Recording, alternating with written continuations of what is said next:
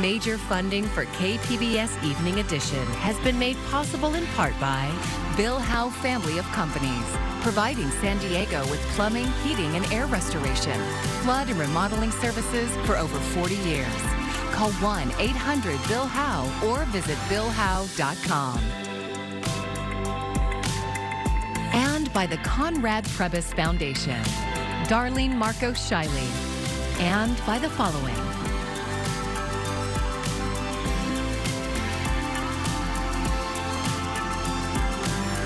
And by viewers like you. Thank you.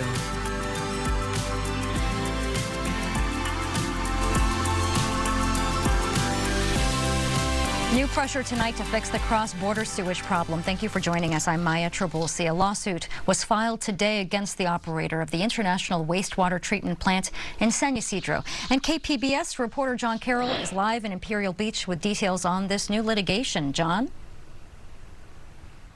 Maya, the lawsuit was filed today against the operator of the plant, Veolia Water North America, to force them to fix the issues there. It is not a class action lawsuit. Rather, it is something I've never heard of before, a mass action lawsuit. That is, the residents of Imperial Beach are banding together to force Veolia to do something about the sewage that they say Veolia has been dumping into the ocean.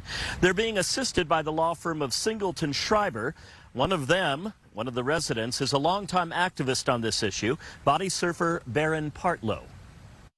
I just feel I have been assaulted and criminally trespassed on when I cannot take my grandson to the beach as a world-class. The suit is being brought using California's public nuisance law. That is, if someone or a company is causing a nuisance that prevents a person from normal enjoyment of their property, then they can be sued.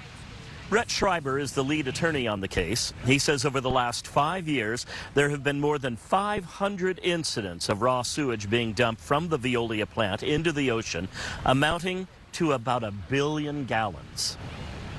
We believe that this ongoing environmental catastrophe could have and should have been prevented if Veolia had just simply done their job. If any of us had done our jobs as poorly as Veolia has, we would all be fired. Supervisor Tara Lawson-Reamer also spoke today. She says she's going to bring this issue before the County Board of Supervisors next week to explore a public lawsuit against the company. Now, of course, we did reach out to Veolia Water North America today for a comment, but this was a very late news conference out here, and they were not able, or they didn't respond to us today by our deadline. Live along the beach in Imperial Beach, John Carroll, KPBS News. Tonight, we're dropping down to lows in the 60s. If you're closer towards the coast, we're still dealing with some low cloud cover. And really, that's going to be the name of the game here over the next few days, especially early and late in the day. Though a few areas, you're going to be on a cooling trend. We'll tell you how low temperatures get heading into the weekend, and a few areas that will miss out on the big temperature swing. Thousands of sailors are back in San Diego today after an extended deployment in the Middle East. KPBS military reporter Andrew Dyer was pierside for the homecoming. When the Theodore Roosevelt left San Diego 9 months ago, it was supposed to be 7 months in the Western Pacific. Real-world events intervened, and for the first time in a long time, a San Diego-based carrier was sent to the Middle East. The ship was more than 5 months into its deployment in the Pacific when that call came. The commander of the carrier strike group, Rear Admiral Christopher Alexander, says the extended deployment demonstrated the value of carriers. This shows the inherent flexibility of a carrier strike group, that no matter where the crisis is, where the contingency is, where the operation is, we can quickly respond anywhere around the world. Roosevelt was sent to the Navy's 5th Fleet of Operations in the Middle East in July as Navy ships routinely faced drone and missile attacks from Houthi rebels in Yemen. Alexander admits the time away took its toll on sailors. So we were originally scheduled for a 7-month deployment. We were supposed to be back at the beginning of August. And then because of world events, we left the Western Pacific and moved over to the Middle East, where we were extended a total number of 4 different times. The Roosevelt's commanding officer, Captain Brian Schrum, kept his comments pierside brief, wanting to let the crew off. He says they're just happy to be home. It is great to be back home here in San Diego, North Island, and Coronado. This is home. We are very, very excited to be back. Very tired, but excited. Also returning to San Diego today, the guided missile destroyer USS Russell. It also deployed in January with the Theodore Roosevelt strike group. A Navy official says the crew of the Theodore Roosevelt can expect some time at home. Next up to deploy from San Diego is the USS Carl Vinson. It'll be leaving by the end of the year. Andrew Dyer, KPBS News. It's no secret that Californians pay the most at the pump nationwide. A new bill aims to stop prices from jumping even higher when supply is tight. The average price for gas in San Diego County is $4.69 today. For comparison, the nation average is just $3.20. The new law doesn't mean prices will drop, but it will require refiners to maintain a minimum inventory of fuel to keep prices from spiking. And big oil that knowingly continues to lie to the people of this state. They continue to lie and they continue to manipulate. There's been promises made here that are not going to be kept. And mark my words, you can come back and show this clip in 3, 4, 5, 6 months, gas prices are going to be up. Labor groups representing refinery workers oppose the new law. They say unelected people with no refinery experience should not be responsible for regulating unplanned maintenance. The law will take effect next year.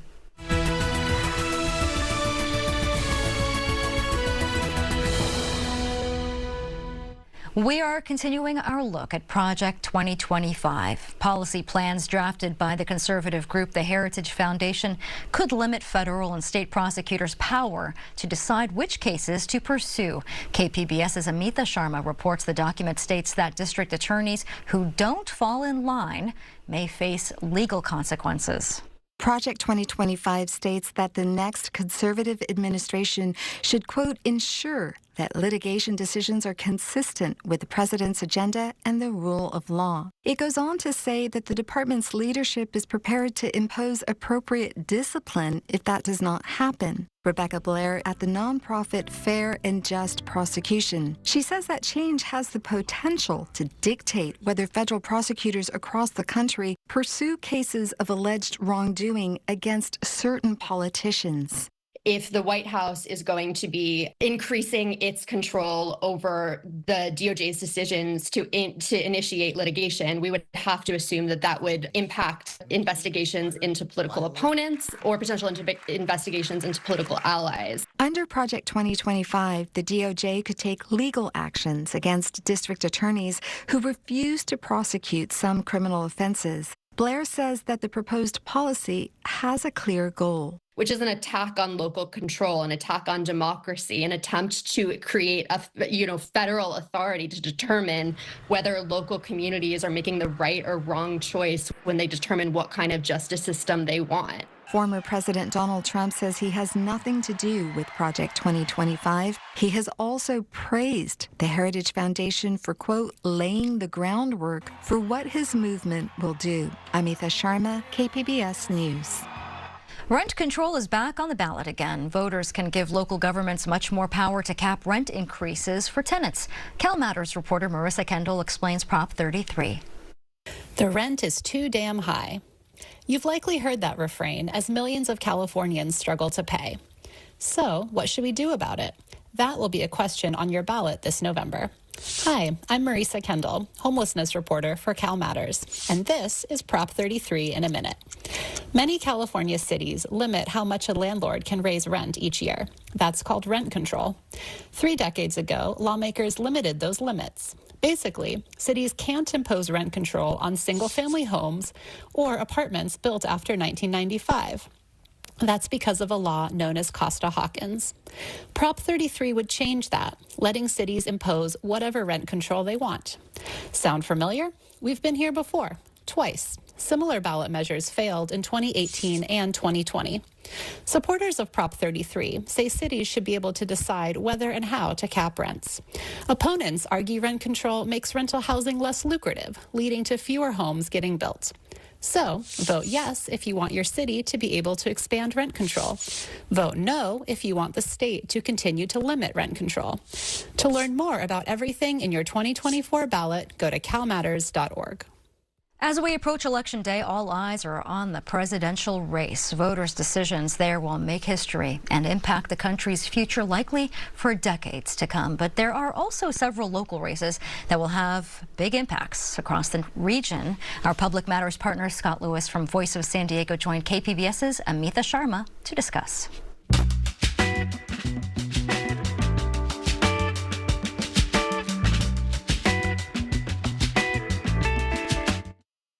Scott, on election night when the polls close, the results are coming in.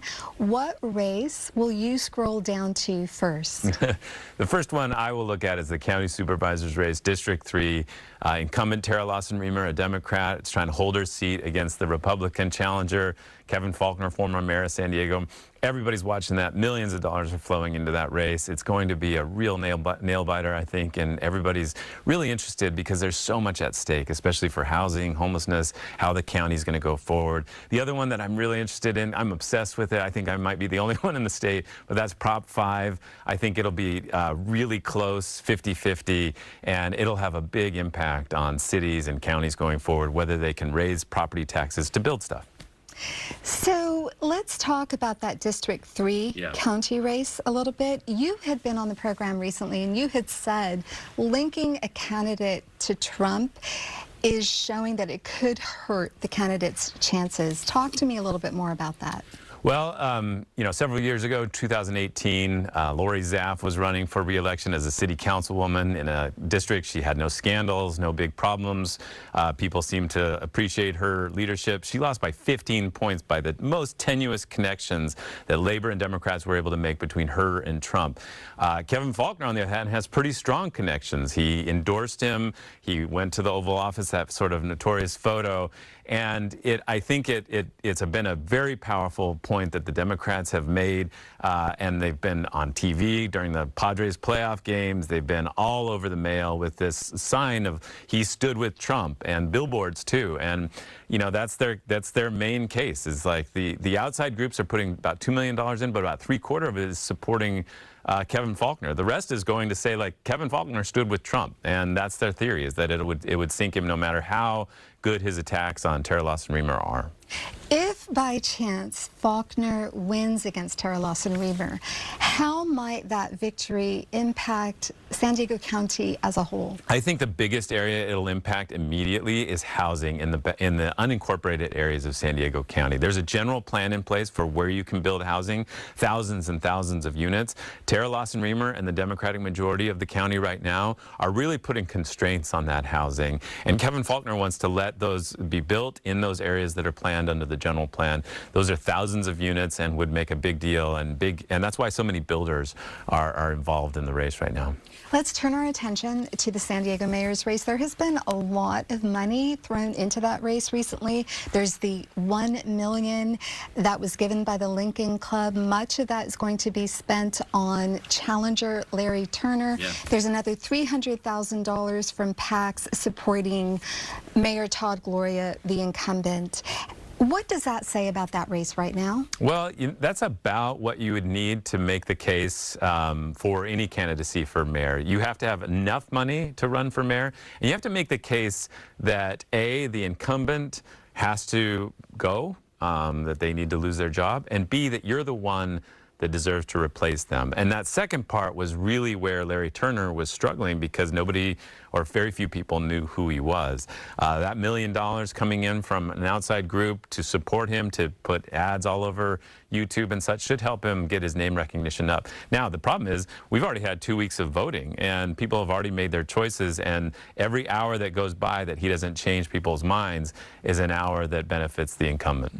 There is also a contentious council race in Chula Chula Vista, the effort to replace Andrea Cardenas, who pleaded guilty to 2 counts of felony grand theft. What's been going on there? Well, there's 2 candidates, Rudy Ramirez, who's been on the Chula Vista City Council before, and Cesar Fernandez.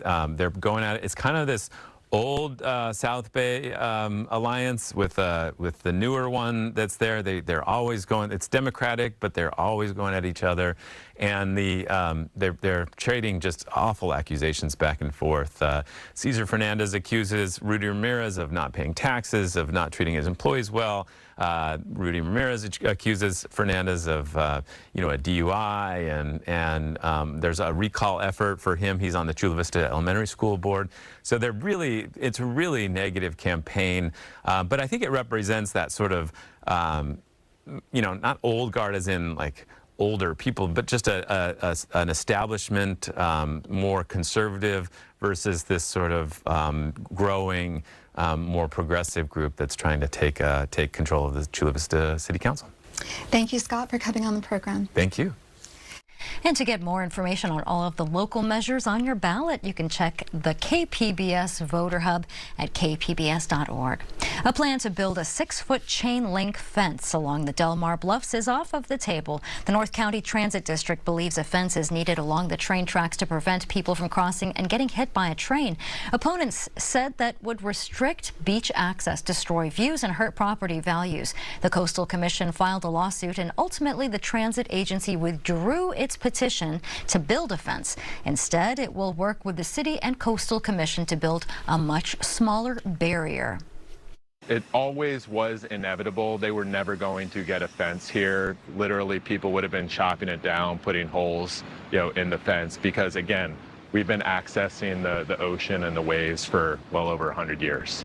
The North County Transit District isn't providing any other details because the lawsuits filed in connection with this issue haven't been formally dismissed. A San Diego scientist and an Australian businessman are finding a way to produce a seaweed that nearly eliminates the production of methane in a cow's stomach. KPBS SciTech reporter Thomas Fudge tells of the plan that could dramatically reduce the volume of a very potent greenhouse gas. Methane is a greenhouse gas whose production has rocketed due to human activities. It comes from oil and gas drilling and from landfills. But actually, the largest source of methane on the planet is from the agriculture sector. And most of that comes from cows. Their stomachs have an enzyme that creates methane as a byproduct of digestion, methane that is burped out by the animals. And nature's created the beautiful arrangement that this seaweed produces these quite powerful inhibitors that block that enzyme in cows. The seaweed is called Asparagopsis. The primary active compound in it is called bromoform. Steve Miller and his company want to grow the seaweed in land-based operations that you might compare to fish farms. And to find the best kind of Asparagopsis to grow, Miller's company is getting some help from a marine biologist at Scripps Institution of Oceanography. Can we find a supremely fast-growing seaweed that also produces a whole bunch of bromoform? Jen Smith's lab at Scripps Oceanography is growing different kinds of the seaweed in different conditions. Smith is working with Miller's company to optimize the production of the plant. The key is to find the right strain of Asparagopsis for farming. My lab has the freedom and flexibility to do the research that can help inform the commercialization of the species at scale. Asparagopsis is not cattle feed. It's an additive that's less than 1% of what the cow eats. Even so, CH4 Global and companies like it would have to be able to make a lot of it at a low enough price to supply the world's cattle farms with a meaningful amount. Now it's a matter of, can we produce enough to have a global impact to be able to see these methane reductions in our lifetime. Steve Miller says he's been producing Asparagopsis in tanks, but he says he'll increase efficiency by growing it in saltwater ponds. Effectively, imagine in front of you was a large swimming pool, but the swimming pool's only 1 meter deep. Methane may be a smaller global warming problem than CO2 because there's a lot less of it, but it has 30 times the warming potential. Jen Smith says by feeding the seaweed to cows, we could really start to manage the world's methane problem. Thomas Fudge, KPBS News.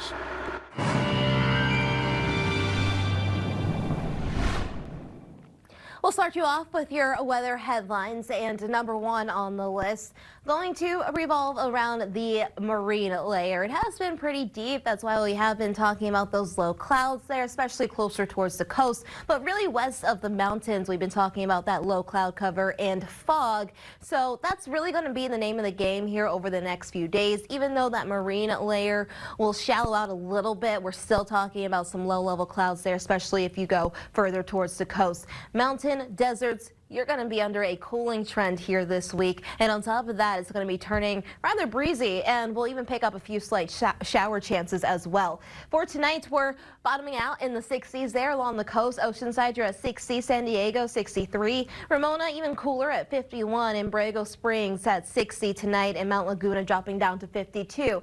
Now tomorrow, Borrego Springs, you'll top off at 91, Mount Laguna 62, closer towards the coast, dealing with a few more clouds now. Oceanside, you're at 70, San Diego flirting with 70 with a high of 69. Now we do have a significant storm that's diving out of the northwest, and that's going to be bringing with it significantly cooler air, relief on the way across the desert southwest, but we're also tracking some mountain snow across the intermountain west and even some more showers and thunderstorms there further east. Now we could even see some action here across Southern California. It's not going to be a washout by any means, but a few showers may try to sneak in there across our deserts, across the mountains. The bigger story though is going to be the dramatic cool down. By Friday afternoon, we're dropping about 10 to 20 degrees just in the span of 24 hours with our highs, and even further east you'll see that drop even more so between 20 to 30 degrees. Along the coast, you'll actually see a warm up here heading into the weekend. Temperatures not changing too much here day to day, Wednesday, Thursday, even Friday. But then by Saturday, Sunday, we're in the upper 70s. It's going to be the opposite across the mountains and deserts. But further inland, you'll also see a slight warm up here starting the weekend. Highs back up to the upper 70s, low 80s. Though for the mountains, like I said, it's the exact opposite. You're actually going to be cooling down, and cooling down by quite a bit here. We're down to the 40s there Friday and Saturday, but a 180 by Sunday. You're back up to the mid 60s. For the deserts, you'll cool down to the 80s, even the 70s to end the work week. By the weekend, though, temperatures are back up to the 80s, and we'll have plenty of sunshine. For KPBS News, I'm meteorologist Bree Guy. I'm Jeff Bennett. Tonight on the News Hour, we talk presidential campaign tactics with a prominent Republican strategist. That's at 7 after Evening Edition on KPBS. Since 1994, the community in Sherman Heights has come together every year to celebrate and honor loved ones who've passed on for Dia de los Muertos. KPBS video journalist Matthew Bowler gives us a look inside this special celebration of life after death. Every year, for 30 years, the Sherman Heights Community Center is transformed. Calaveras and papel picado show the path inside. It's about family, it's about tradition, it's about culture, it's about history. Francisco Soto, programs manager at the community center, says Dia de los Muertos is one of the most important events for him. The indigenous people of Mexico, and like the Aztecs, the Mayas, they believed that when they passed away, they would go to Mictlan. Mictlan is the underground. So they believed that once it passed away, they would go to the Mictlan, and then they would return every year to see their families. When the Spanish came to the Americas, they infused the culture of the indigenous people as well as the Catholic Church. 94-year-old Anita Lopez helped found the community center. She's not able to speak like she once was, but her daughter brings her here to see the flowers and altars. She's been part of this community since 1972. Lopez has seen many ofrendas dedicated to many people. But the ofrendas, or altars, don't have to be about one specific person. They can be dedicated to a group of people. La historia de mi vida, violencia doméstica. Marta Diaz created her ofrenda in honor of all the victims of domestic violence. She shares her story. Porque me empezó a llenar de amigos nuestra casa, alcohol, cigarros y drogas. Siempre terminaba el fin de semana en la cárcel por violencia doméstica. Eventos grandes, llenos de gritos, golpes, sangre. The tradition lasts 7 days, with each day dedicated to different people who've passed on. Each ofrenda is unique, but they all include candles representing fire, papel picado representing wind, glasses of water, and the iconic Mexican marigold flower known by their indigenous name, Cempasúchil, representing earth. Each of the 7 days is dedicated to a different group. We call it Dia de los Angelitos. It's dedicated, which is November 1st, is dedicated for the little babies that passed away. And then on November 2nd comes the big day, which is for everyone, which is Dia de los Fieles Difuntos, which is Dia de los Muertos. It's more about love. It's more about honoring the memory of the person. For Soto, the holiday is about keeping his culture alive. We keep our traditions, we keep our culture, we try to, keep it alive. Matthew Bowler, KPBS News. Sherman Heights Community Center is hosting Day of the Dead events all month long, and you can find out more on our website, shermanheightscc.org. And KPBS is organizing a digital community altar where you can share a memory of someone you wish to remember. Visit kpbs.org/Day of the Dead to fill out our form or use the QR code that you find on your screen. And you can now experience the joy of seeing giant pandas anywhere at any time. The San Diego Zoo launched a live online giant panda cam today. This is footage of one of the pandas from earlier today. The live stream offers a window into the daily lives of Jin Bao and Yun Chuan. You can watch at sandiegozoo.org/pandacam. You just need to share your email address. You'll also be signed up for the zoo's newsletter. And you can find tonight's stories on our website, kpbs.org. Thanks for joining us. I'm Maya Trabulsi. Good night. Major funding for KPBS Evening Edition has been made possible in part by Bill Howe Family of Companies, providing San Diego with plumbing, heating, and air restoration, flood and remodeling services for over 40 years. Call 1-800-BILL-HOWE or visit billhowe.com. And by the Conrad Prebys Foundation, Darlene Marcos Shiley, and by the following.